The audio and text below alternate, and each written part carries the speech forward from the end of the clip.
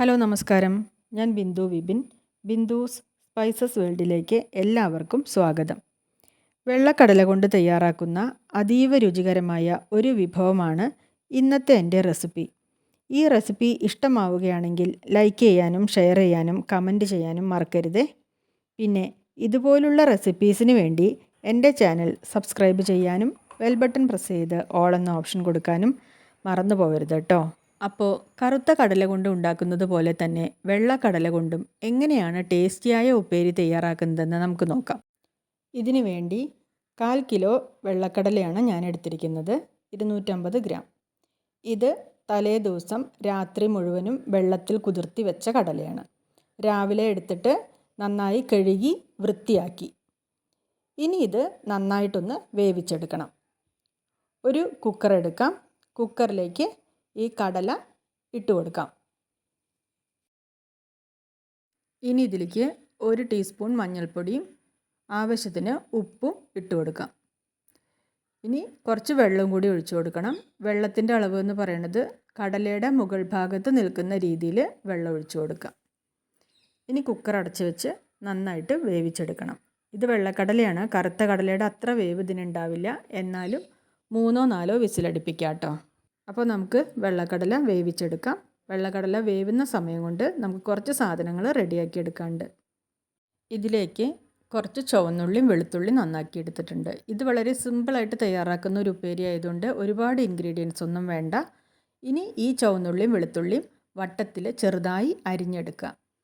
അതിനുശേഷം ഒരു ചീഞ്ചട്ടി അടുപ്പത്ത് വയ്ക്കാം. അതിലേക്ക് ആവശ്യത്തിനുള്ള വെളിച്ചെണ്ണ ഒഴിച്ചു കൊടുക്കാം. വെളിച്ചെണ്ണ ചൂടായി വരുമ്പോൾ അതിലേക്ക് നമ്മൾ ഈ അരിഞ്ഞു വെച്ചിട്ടുള്ള വെളുത്തുള്ളിയും ചുവന്നുള്ളിയും ഇട്ട് കൊടുക്കാം. ചുവന്നുള്ളിയും വെളുത്തുള്ളിയും നന്നായിട്ട് മൂപ്പിച്ചെടുക്കണം. ചുവന്നുള്ളിയും വെളുത്തുള്ളിയും മൂത്ത് വരുന്നത് വരെ ഇങ്ങനെ ഇളക്കി കൊടുത്തുകൊണ്ടിരിക്കണം കേട്ടോ.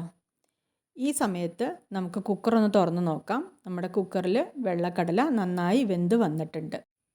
ഉള്ളിയൊക്കെ നന്നായി മൂത്ത് വന്നു. ഇനി ഇതിലേക്ക് പൊടികൾ ചേർത്ത് കൊടുക്കണം. ഞാനിതിൽ 2 ടീസ്പൂൺ മുളക് പൊടിയും, നല്ല എരിവുള്ള മുളക് പൊടിയാണ്, 2 ടീസ്പൂൺ ചേർത്ത് കൊടുക്കുന്നുണ്ട്. എത്ര മുളക് പൊടി ചേർക്കുന്നോ അതിൻ്റെ ഇരട്ടി മല്ലിപ്പൊടി ചേർക്കണം. 4 ടീസ്പൂൺ മല്ലിപ്പൊടിയാണ് ഞാൻ ചേർത്ത് കൊടുക്കുന്നത് കേട്ടോ. പൊടികളുടെ പച്ചമണം മാറുന്നത് വരെ നന്നായിട്ട് വഴറ്റി കൊടുക്കാം.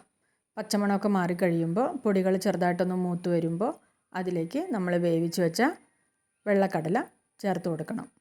നന്നായിട്ടൊന്ന് ഇളക്കി യോജിപ്പിച്ചതിന് ശേഷം ഇത് അടച്ച് വെച്ച് വേവിക്കാം. ഇതിലുള്ള വെള്ളം വറ്റുന്നത് വരെ വേവിച്ചെടുക്കണം. ഉപ്പേരി എന്ന് പറയുമ്പോൾ നല്ല ഡ്രൈ ആയിട്ടിരിക്കണമല്ലോ, അതുകൊണ്ട് ഇതിലത്തെ വെള്ളം മുഴുവനും വറ്റിച്ചെടുക്കണം. അതുവരെ ഇത് അടച്ച് വെച്ച് ഇടയ്ക്ക് തുറന്ന് ഇളക്കി കൊടുത്തുകൊണ്ട് വേവിച്ചെടുക്കാം. അങ്ങനെ ഇതാ വെള്ളമൊക്കെ വറ്റി ഉപ്പേരി പാകമായിട്ടുണ്ട്. ഇതിൽ താല്പര്യമുള്ളവർക്ക് വേണമെങ്കിൽ 1/2 ടീസ്പൂൺ ഗരം മസാലപ്പൊടി ഇപ്പോൾ ചേർത്ത് കൊടുക്കാം കേട്ടോ. ഞാനിതിൽ ചേർത്ത് കൊടുക്കുന്നില്ല, നിങ്ങൾക്ക് വേണമെന്നുണ്ടെങ്കിൽ ചേർത്ത് കൊടുക്കാം. ഇനി ഇത് നന്നായി ഒന്ന് ഇളക്കിയതിന് ശേഷം ഒരു 10 മിനിറ്റ് അടച്ച് വയ്ക്കാം. അതിന് ശേഷം നമുക്കിത് സെർവിങ് പ്ലേറ്റിലേക്ക് മാറ്റാം. നല്ല രുചികരമായ ഒരു കടല ഉപ്പേരിയാണ് കേട്ടോ ഇത്. കറുത്ത കടല കൊണ്ട് ഉണ്ടാക്കുന്നതിനേക്കാൾ ടേസ്റ്റ് ഉണ്ട്. അപ്പോൾ നിങ്ങൾ വെള്ളക്കടല കൊണ്ട് ഇങ്ങനെ ഉപ്പേരി ഉണ്ടാക്കിയിട്ടില്ലെങ്കിൽ ഒന്ന് ഉണ്ടാക്കി നോക്കൂ കേട്ടോ. അപ്പോൾ ഈ റെസിപ്പി നിങ്ങൾക്ക് എല്ലാവർക്കും ഇഷ്ടമായി എന്ന് വിചാരിക്കുന്നു. അടുത്ത വീഡിയോയിൽ വീണ്ടും കാണാം. ഇതുവരെ വീഡിയോ കണ്ട് സപ്പോർട്ട് ചെയ്ത എല്ലാവർക്കും നന്ദി, നമസ്കാരം.